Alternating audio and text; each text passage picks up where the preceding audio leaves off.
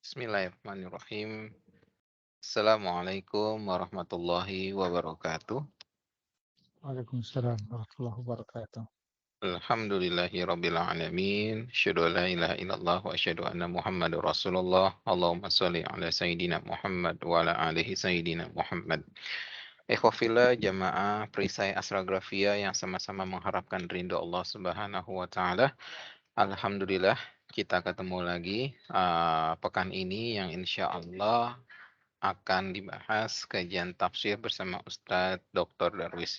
Alhamdulillah beliau sudah di tengah-tengah kita. Semoga apa-apa yang kita dapatkan hari ini bisa kita pelajari, bisa kita implementasi, dan bisa kita ajarkan ke rekan kerja kita, keluarga kita, ataupun saudara kita lainnya. Sebelum memulai, izinkan juga kita mari bersalawat kepada Nabi kita Nabi Muhammad Sallallahu Alaihi Wasallam. Semoga syafaat beliau kita dapatkan nanti di yaumil akhir. Amin ya rabbal alamin. Mari kita bacakan surat Al-Fatihah. Semoga Allah berkahi pertemuan kita sore hari ini, dan semoga kita berkahi dan semoga kita diberikan kesehatan bagi diri kita, keluarga kita, ataupun saudara kita yang sedang sakit, dan diberikan kemudahan dan segala urusannya. Al-Fatihah. A'udzu billahi minasyaitonir rajim. Bismillahirrahmanirrahim. Alhamdulillahirabbil alamin, arrahmanir rahim, maliki yaumiddin. Iyyaka na'budu wa iyyaka nasta'in. Ihdinas siratal mustaqim, siratal ladzina an'amta 'alaihim ghairil maghdubi 'alaihim waladdallin. Amin. Baik, kepada Ustadz Darwis monitor, apakah sudah siap?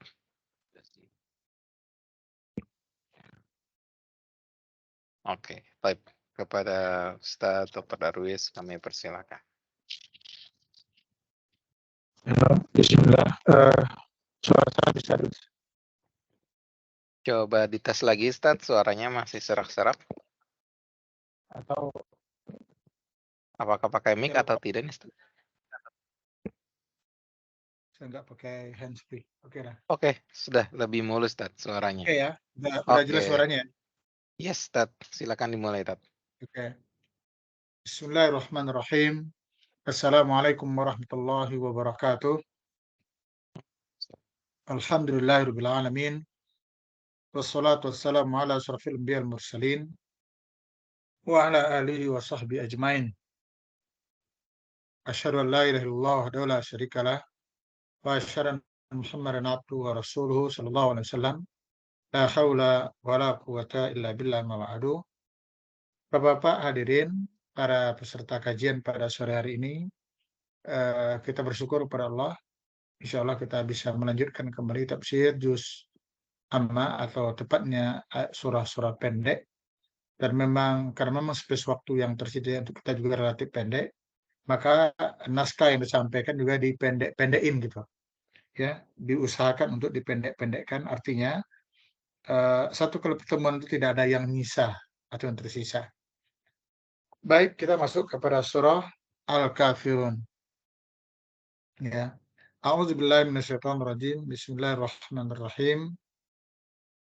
Qul ya ayyuhal kafirun la a'budu ma ta'budun wa la antum 'abiduna ma a'budu wa la ana 'abidun ma 'abadtum ولا أنتم عابدون ما أعبد لكم دينكم ولي دين. Kita terjemahkan, Qul katakanlah, ya ayyuhal kafirun, wahai orang-orang kafir. La a'budu, la tidak, a'budu aku akan menyembah, ma ta'budun apa yang kamu sembah. Wala antum dan tidak pula kamu, abiduna menjadi penyembah, ma a'bud apa yang aku sembah. Wala ana abidun, wala dan tidak pula ana aku, kata Rasul, abidun menjadi penyembah, ma'abatum apa yang kamu sembah. Wala antum abiduna ma'abud, diulang lagi, dan tidaklah kamu menjadi penyembah apa yang aku sembah. Lakum dinukum, bagi kamu agamamu, waliya, dan bagiku dini, agamaku. Itulah terjemahan secara literal ya, secara harfiah surah Al-Kafirun ini. Hadirin ikhwah jemaah berbahagia, surat Al-Kafirun ini termasuk ke dalam kelompok surat-surat Makkiyah, artinya surat yang turunkan sebelum hijrahnya Rasul dari Mekah ke Madinah. Kemudian ini terdiri dari 6 ayat, ya 6 ayat dari Qul ya ayyuhal kafirun sampai lakum dinukum waliyadin. Nah, penamaan Al-Kafirun sebagaimana juga surah-surah yang lain itu diambil dari ayat pertama, ya ayyuhal kafirun. Disebut surat Al-Kafirun. Ini berlaku pada sebagian surat walaupun tidak semuanya.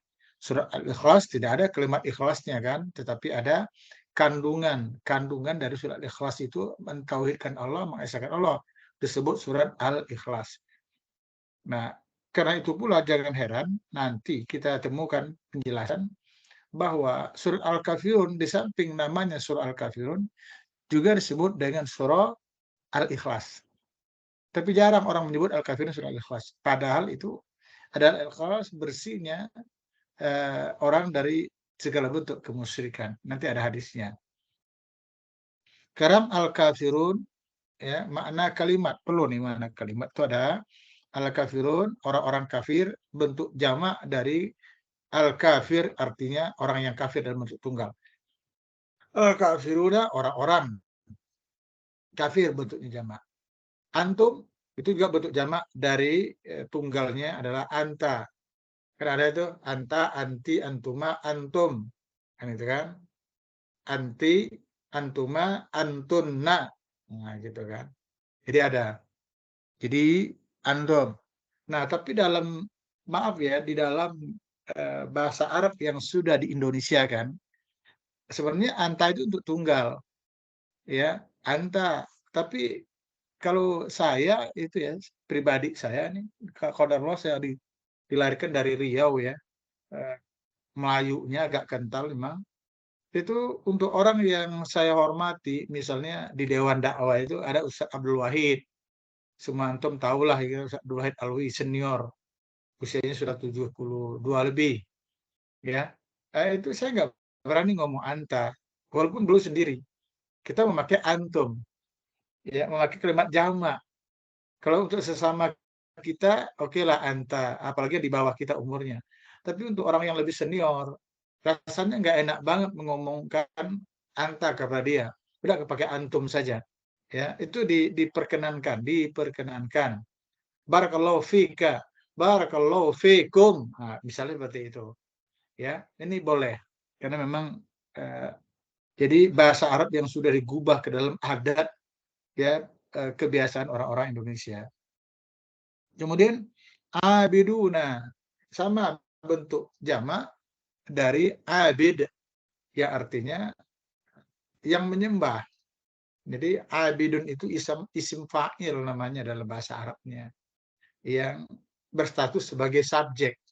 Makanya dikatakan wala ana abidun, kan? Atau wala antum abiduna. Bukan fi'il itu tapi isim, bukan kata kerja tapi itu kata benda. Kemudian dinun itu adalah agama, jamaknya adyan. Adyan ya tuh. Jadi din itu adalah agama. Din juga bermakna al-jaza yaitu pembalasan.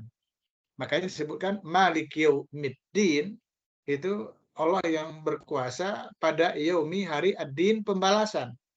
Tapi juga disebut namanya ad-din itu adalah ya agama. Itu di bahasa kitanya seperti itu. Tapi dibaca din, kalau dibaca dain, itu artinya hutang. Makanya ada muamalah itu kan dain itu, ya, dain. Jadi ya ayyuhalladzina amanu idza tadayantum bidainin. Hei orang beriman apabila kamu transaksi non tunai kata Allah. Al-Baqarah 282. Ini seperti itu, dain. Nah, kalau kita nih Quran ini sudah pakai baris yang kita juga sudah hafal di surah, insya Allah nggak akan kita baca lakum dinukum atau lakum dainakum, ya enggak.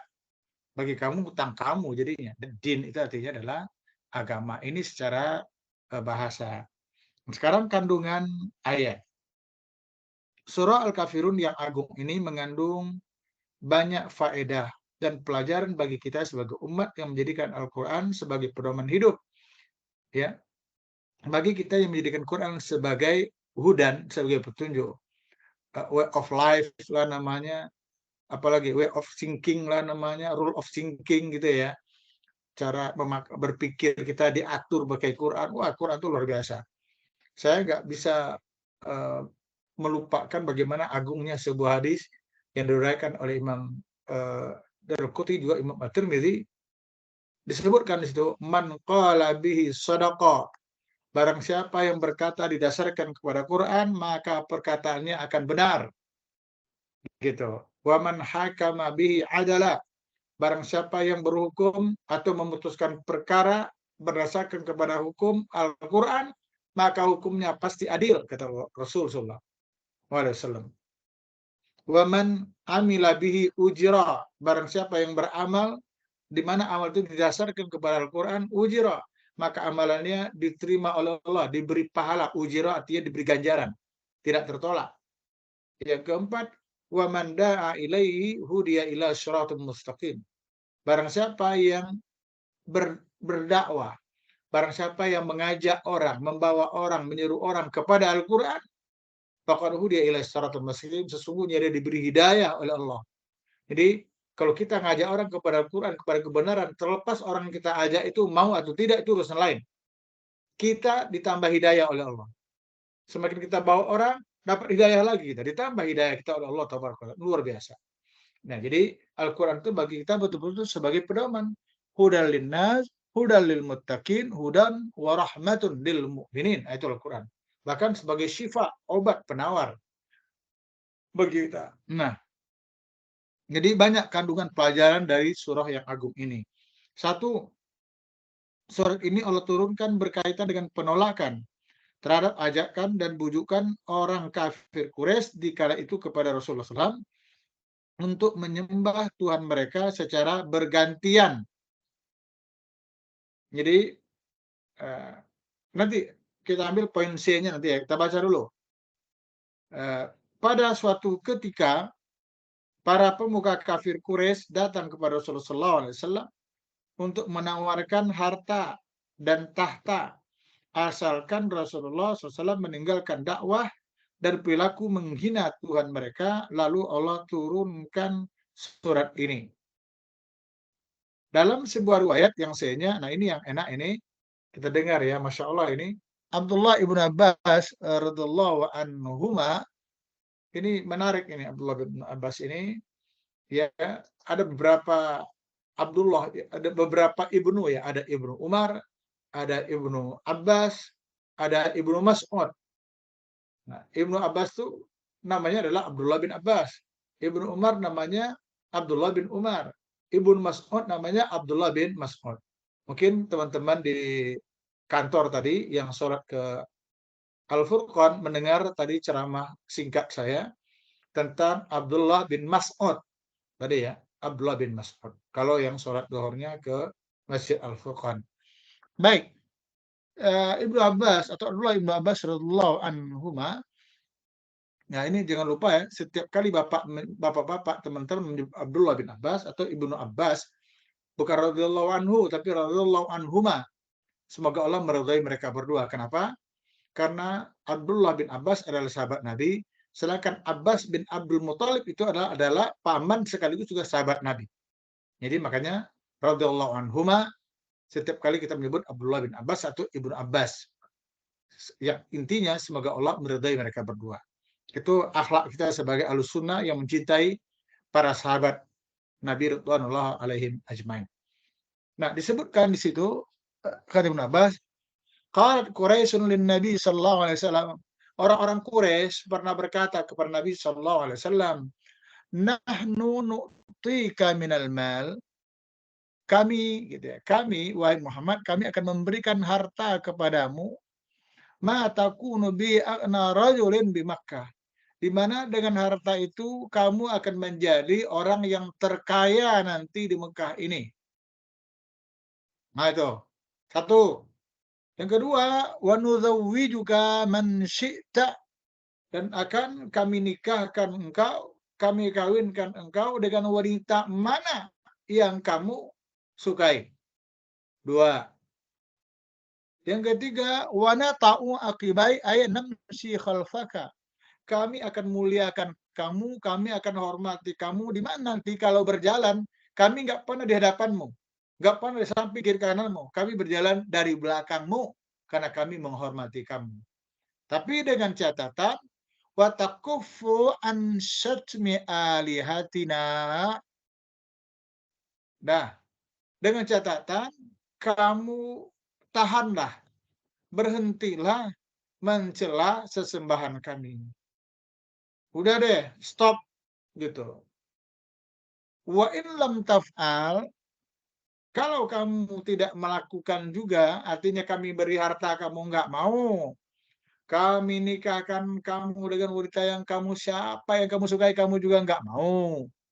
Kami hormati kamu dengan cara kami taruh di depan, biarlah kami di belakang, pokoknya kamu udah deh, segala-galanya lah. Ternyata kamu juga tidak mau. Panahnu na'ridu 'alaika khaslatan wahidatan hiya lana wa laka salah. Kami akan tawarkan kepada engkau yang Muhammad yang sifatnya kamu untung, kami juga untung. Ya, jadi pokoknya kira-kira pokoknya kita saling menguntungkan lah. Gimana caranya? Ta'budu alihatina alihatana, ya alihatana allata wal uzza sana. Kamu menyembah Tuhan-Tuhan kami seperti Lata dan Uzza, juga ada Hubal, banyak tuh. Karena di sekitar Ka'bah aja ada 360 berhala. Demikian riwayat dari Ibnu Katsir. Di sekitar Ka'bah. Lata, Mana, Uzza, Hubal itu hanya beberapa aja di antara berhala yang banyak itu. Jadi, ta'budu alihatana. Lata wal Uzza sana. Kamu menyembah Tuhan-Tuhan kami seperti Lata dan Uzza 1 tahun.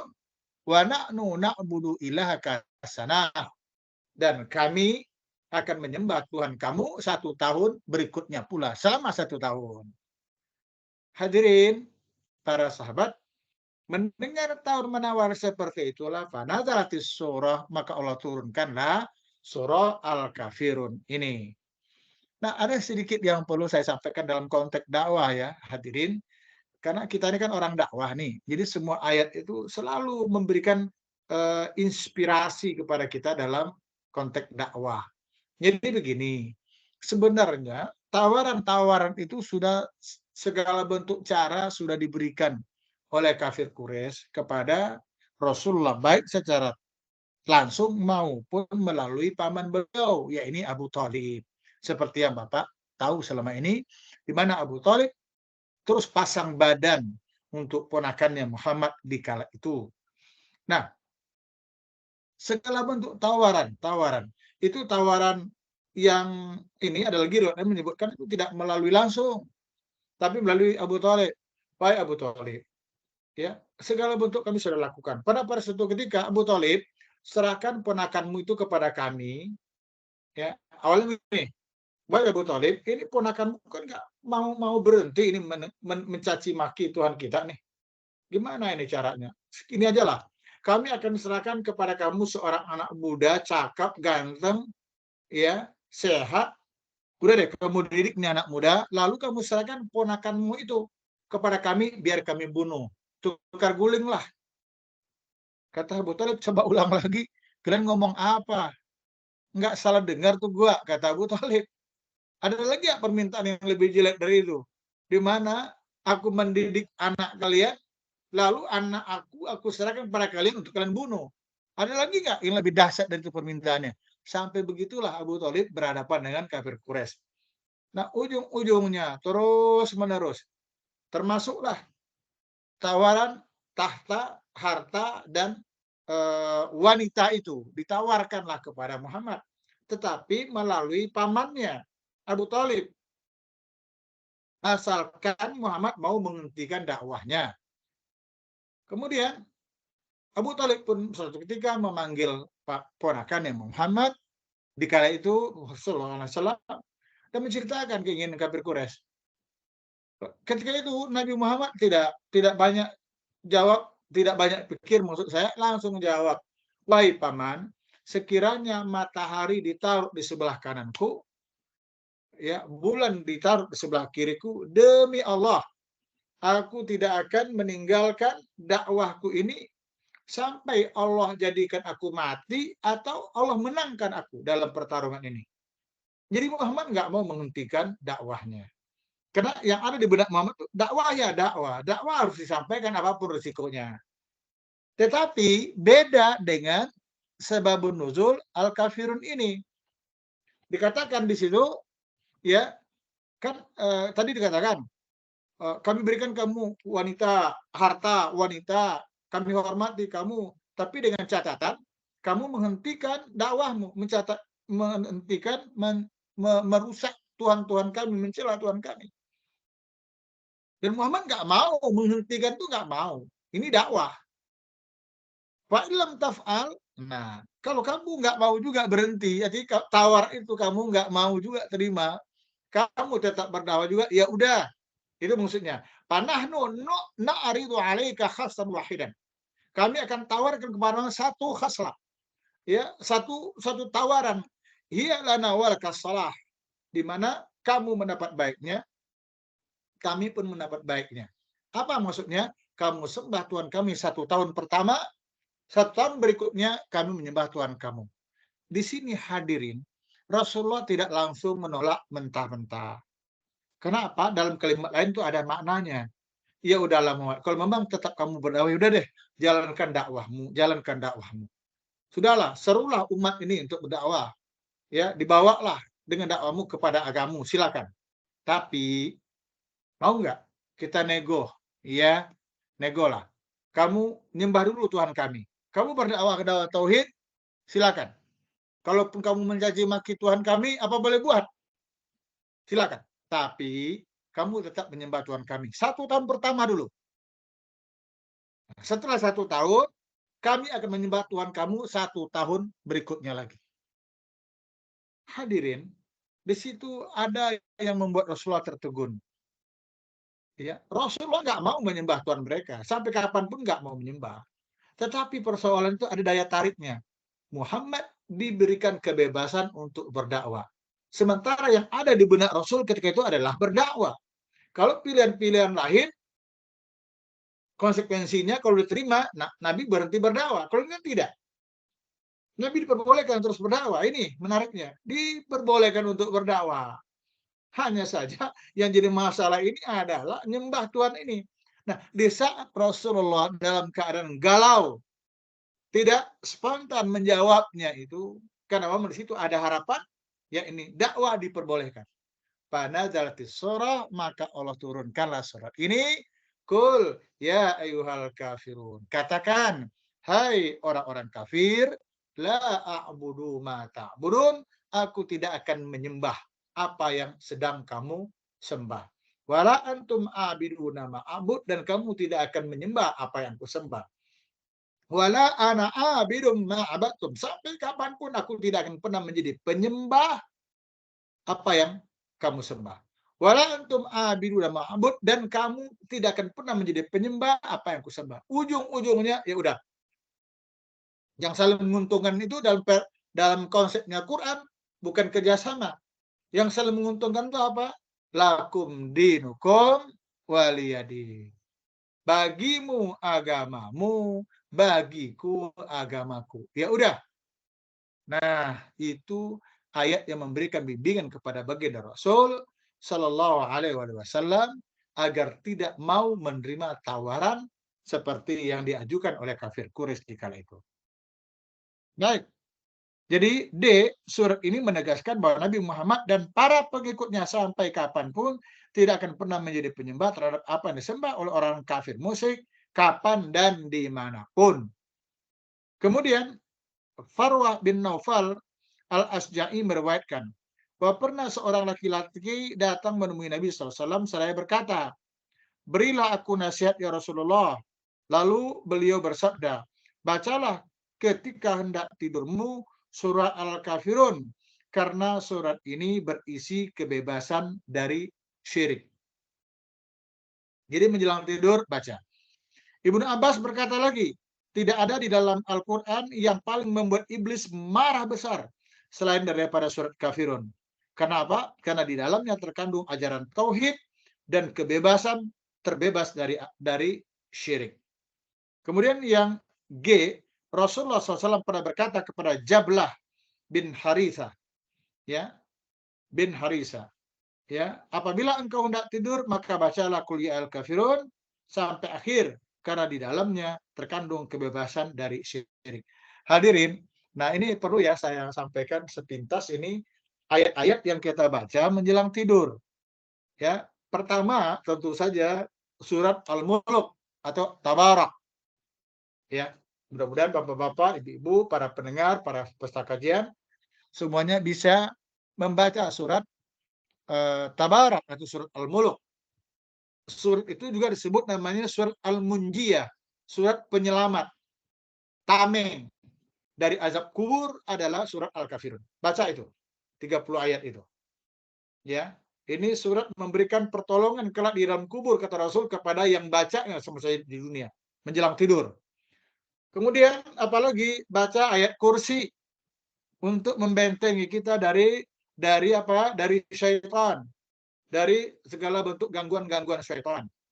Kemudian yang ketiga nih, baca lagi surat Al-Baqarah, yaitu ayat 285 sampai 286, dua ayat terakhir. Aman Rasul sampai la yukallifullahu nafsan illa usaha. Baca itu, ya. Ini bisa dicatat insya Allah ya Bapak ya, yang saya sampaikan ini. Tapi direkam juga ya. Baik.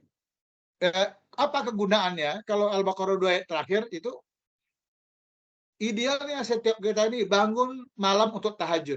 Itu yang terbaik.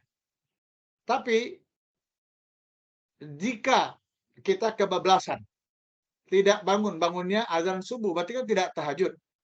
Jika sebelumnya atau menjelang tidur ya kita membaca 2 ayat terakhir Al-Baqarah, laktafa kata Rasul, itu memadai, mencukupi untuk menggantikan posisi sholat tahajud kita yang tidak kita lakukan itu. Itu keagungannya. Tapi jangan hanya itu, nanti menjelang tidur baca aja. Nanti ya nggak apa-apalah, malas-malas dikit bangun, kan nggak sholat. Ya bukan demikian maksudnya. Sekiranya kita kesiangan, tidak bisa tahajud, bangunnya subuh, ya udah, insya Allah dengan baca 2 ayat terakhir Al-Baqarah itu membantu kita. Kemudian apalagi 2 ayat terakhir surah Al-Kahfi.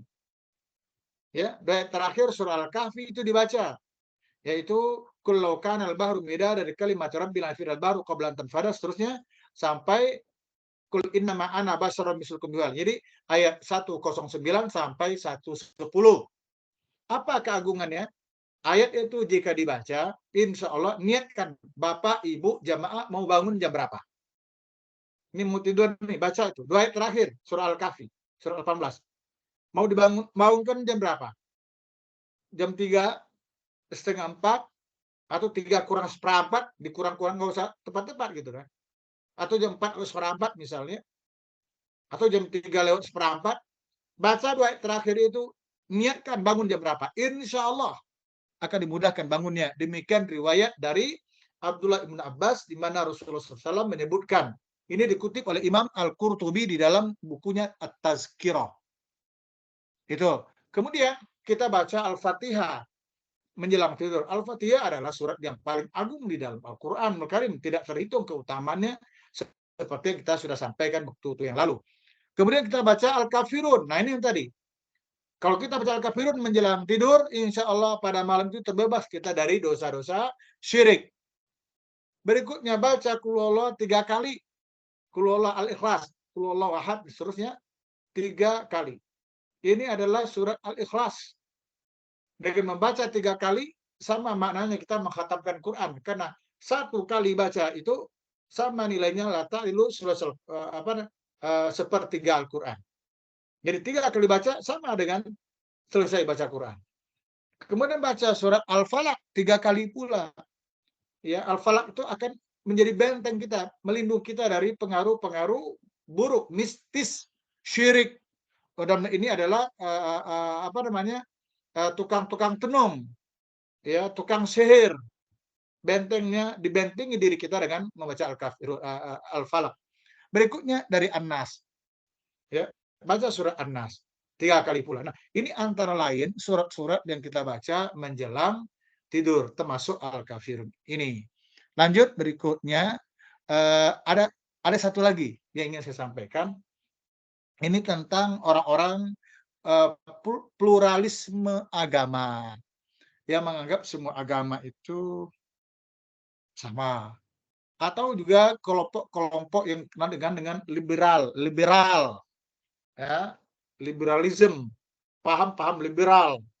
Itu hadirin menolak ini surat Al-Kafirun ini. Ya, ini dianggap surat yang tidak cocok dengan Islam yang ke-Indonesiaan ini. Kata dia, nggak ada lagi sekarang tuh orang-orang kafir. Kenapa? Karena secara konteksnya ini diturunkan Allah kepada kafir Quraisy Mekah. Kul, katakan, ya yuhal kafirun, hai orang kafir. Orang kafir siapa itu?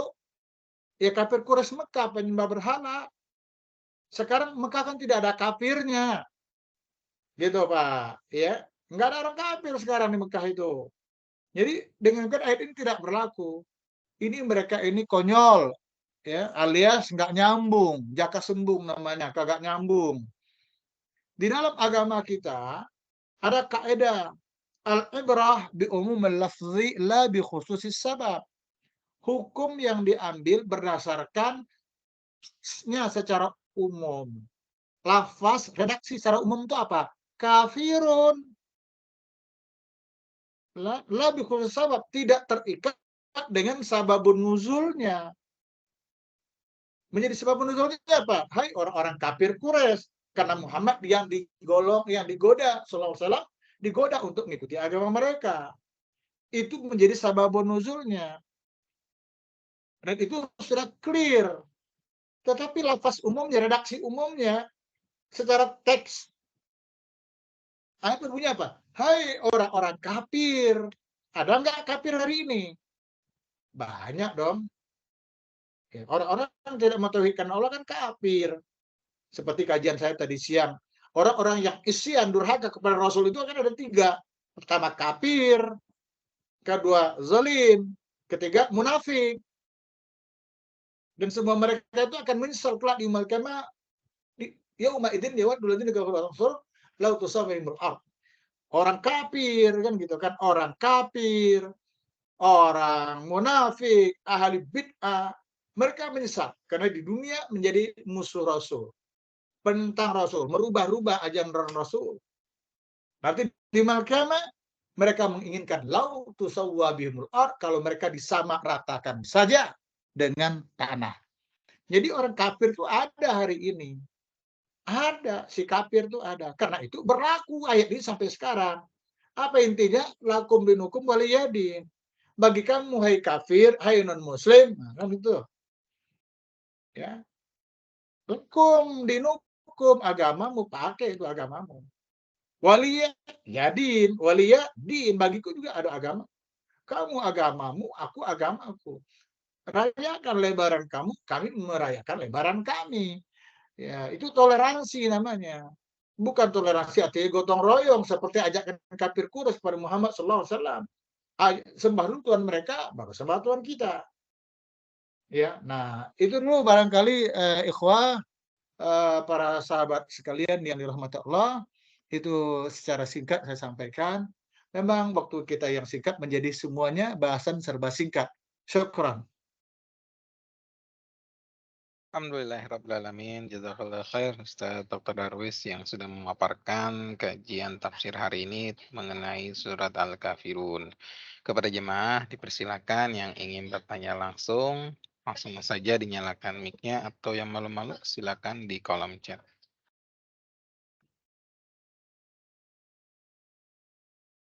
Assalamualaikum warahmatullahi wabarakatuh. Ustaz, Waalaikumsalam. Waalaikumsalam Silakan warahmatullahi Pak wabarakatuh. Hari. saya Hari Kurniawan. Ada yang ingin saya tanyakan terkait dengan kajian ini. Ini kan pengertian al-kafirun ya, kafir gitu ya. Nah, sampai sekarang itu banyak sekali orang-orang yang merasa tersinggung kalau kita bilang kafir gitu. Ya, jadi misalkan yang non-muslim itu memang nyata-nyata dalam Quran kita sebut al-kafirun gitu. Tapi masih ada juga orang Islam yang merasa jangan ngomong kafir gitu loh, ekstrim gitu loh, Ustaz. Ya kan?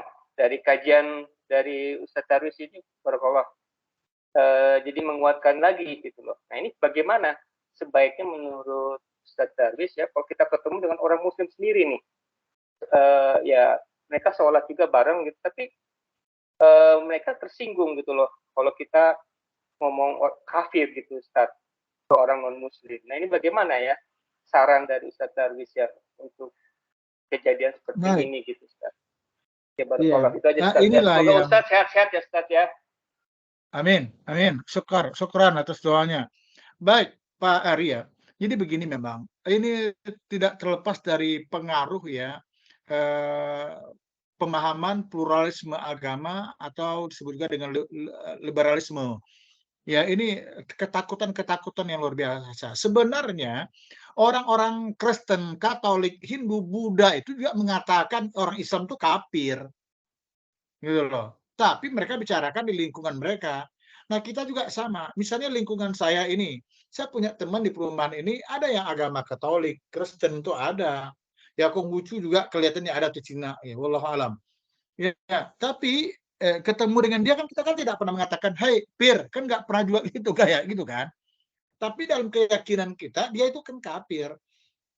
Karena itulah ketika kita bicara di tengah-tengah komunitas kita nggak ada pilihan lain, kita harus mengatakan dia itu kafir. Nah, contohnya ini, Kristen atau Katolik misalnya, yang mengatakan Tuhan itu sebagai Yesus Kristus sebagai Tuhan, atau anggaplah sebagai Trinitas. Menurut Allah apa?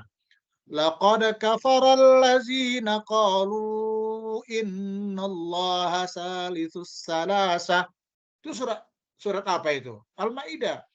Sungguh kafirlah orang yang mengatakan bahwa Tuhannya itu Trinitas. Laqad kafara allazina qalu innallaha Isa bin Maryam. Sungguh kafirlah orang yang mengatakan bahwa Allah itu adalah Isa putra Maryam.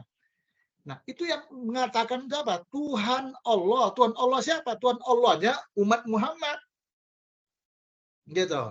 Allah yang menurunkan Quran yang mengatakan mereka itu kafir.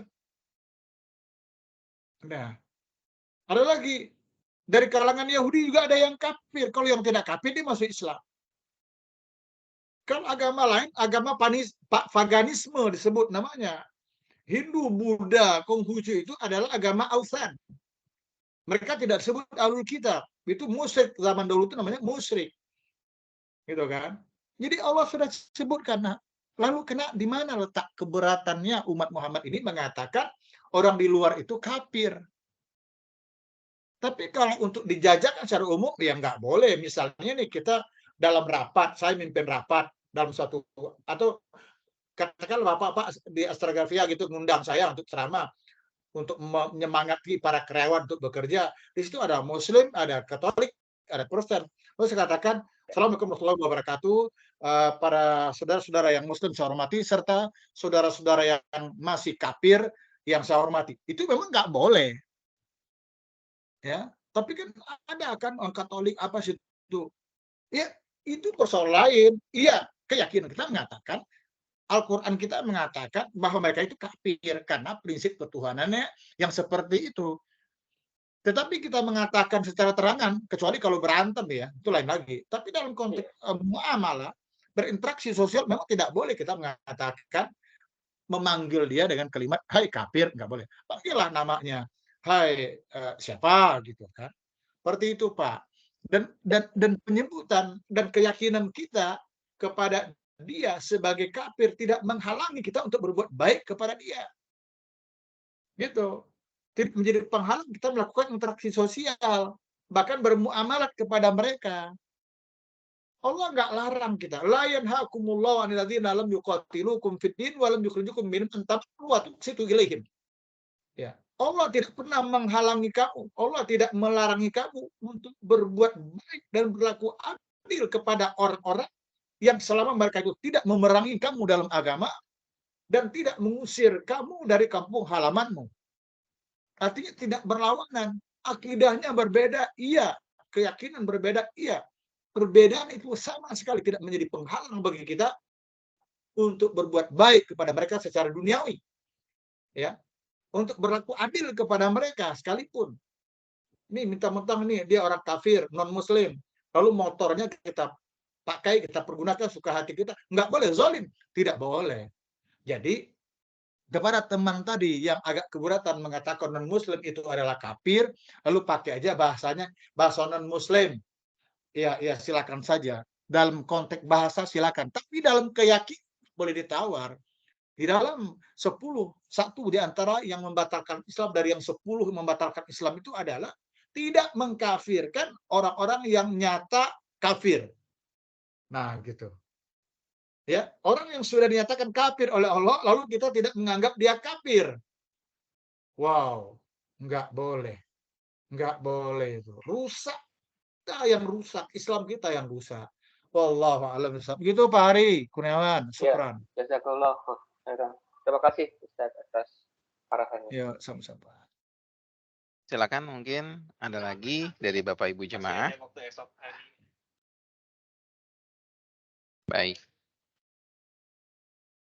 Baik, Ustadz, mungkin sekilas Ustadz nanya sekali Ustadz perihal surat Al-Kafirun ada 2 ayat yang selalu diulang. Apakah emang itu penekanan atau bagaimana ya Ustadz ya?